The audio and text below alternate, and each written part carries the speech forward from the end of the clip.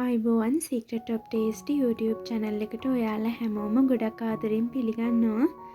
හදපු ගමන් කන්නත් පුළුවන්, කල් තියාගන්නත් පුළුවන් විදිහට සිංහල අච්චාරුවක් හදන හැටි තමයි මම අද ඔයාලට කියලා දෙන්න හදන්නේ.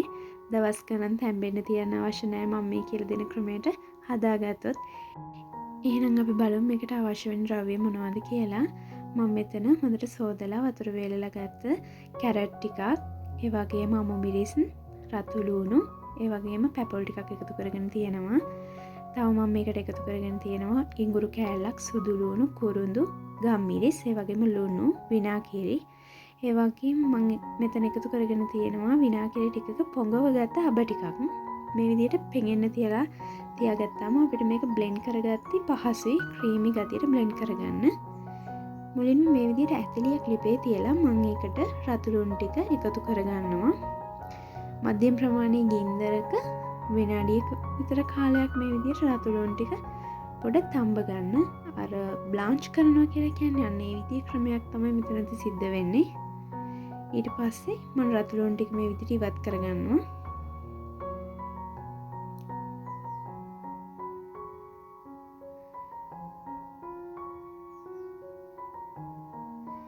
ඊට පස්සේ මම මේකට එකතු කරගන්නවා කැරට් ටික. කැරට් වලට ග්‍රේට් කරලා ගන්නත් පුළුවන්. හැබැයි මම නම් ටිකක් සාමාන්‍ය ප්‍රමාණය කෑලි වලට කපලා තමයි අරගත්තේ. මොකද ග්‍රේට් කරාම විනාගිරි වල ටිකක් මේ විදිහට තැම්බෙනකොට වගේ පොඩ්ඩක් අර දිය වෙන්න වගේ බලනවා. කැරට් නිකන් ගොඩක් තැම්බිලා වැඩි වගේ එහෙම තියෙනවා. හැබැයි මේ විදිහට චුට්ටක් ලොකු කෑලි වලට කපා ගත්තාම ඇත්තටම පොඩ්ඩක් අර හැපෙන ගතියට වගේ තියෙනට හොඳයි. ඒ නිසා තමයි මම කැරට් මේ විදිහට චුට්ටක් සාමාන්‍ය ප්‍රමාණය කෑලි වලට කපලා අරගත්තා. ඔයාලා කැමති විදිහට මේක කරගන්න පුළුවන්. ඊට පස්සේ මම මේ විදිහට කැරට් ටිකත් එකතු කරගන්නවා භාජනයකට.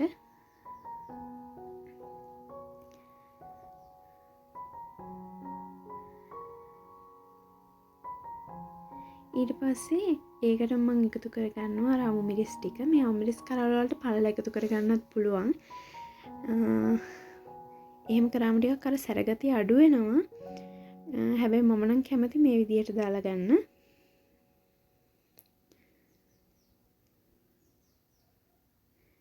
මේකත් ඔයාලා කැමැත්ත අනුව කරගන්න පුළුවන්. මේකත් ගොඩාක් වෙලා පැය වෙනස් වෙනකන් තඹ ගන්න නැහැ.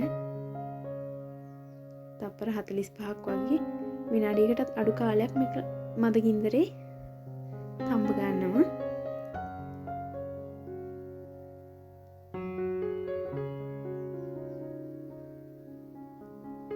ඊට පස්සේ අමු මිරිස් ටිකත් මම මේ විදිහට ඉවත් කරගන්නවා.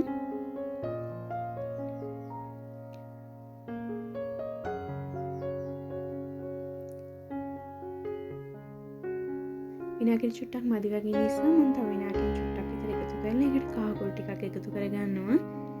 ඊට පස්සේ මම අර කපාගත්ත පැපොල් ටිකත් මේකට එකතු කරගන්නවා.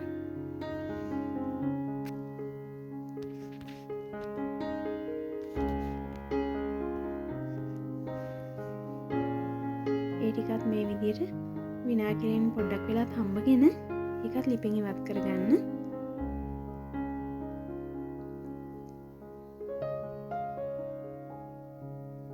දැන් මම ලෑස්ති වෙන පේස්ට් එක හදාගන්න. ඒකට ඉඟුරු කෑල්ලක්, ඒ වගේම සුදු ලූණු ටික, ඒ වගේම කුරුඳු පොත්ත,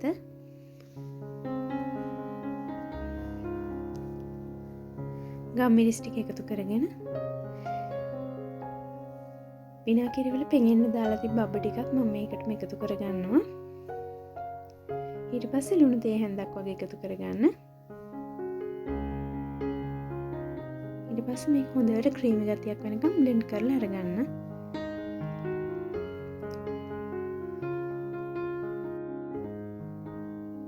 මේ තියෙන්නේ මම අර මුලින් විනාගිරි වල තඹගත්ත රතු ලූණු, අමු මිරිස්, පැපොල්, ඒ වගේම කැරට් ටික.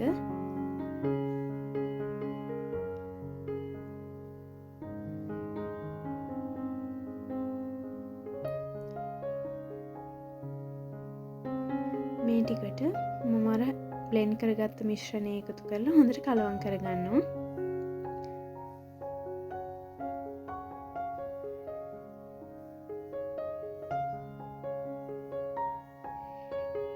ඇත්තටම මේක සාම්ප්‍රදායික සිංහල අච්චාරු වගේම රසයි. රසයේ එහෙම වෙනසක් නැහැ. ඔයාලා try කරලා බලන්න. මේක හදපු ගමන් කන්නත් පුළුවන්. ඒ වගේම කල් තියා ගන්නත් පුළුවන්. මේක ගබඩා කරනකොට මැටි භාජනයක තියන්න. එහෙම නැත්නම් බෝතලයක හොඳට හුලක් මදින්න නැති විදිහට වහලා තියාගන්න. ඒ වගේම මේක පාවිච්චියට ගනිද්දි වියලි හැන්දක් පාවිච්චි කරොත් ඔයාලට මේක මාසෙකමාරකට වැඩිය කල් තියා ගන්නත් පුළුවන්.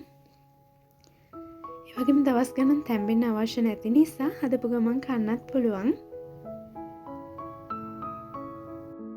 අද වීඩියෝ එක ගැන අදහස කමෙන්ට් එකෙන් එකතු කරන්න. වීඩියෝ එකට ලයික් එකක් දාන්න. ඒ වගේම Secret of Tasty YouTube channel එකත් subscribe කරන්න කියලා ගොඩක් ආදරෙන් මතක් කරනවා. එහෙනම් මේ වගේ තවත් රසබර අලුත් වීඩියෝ එකකින් හමු වෙමු. ඔයාලා හැමෝටම සුබ දවසක්.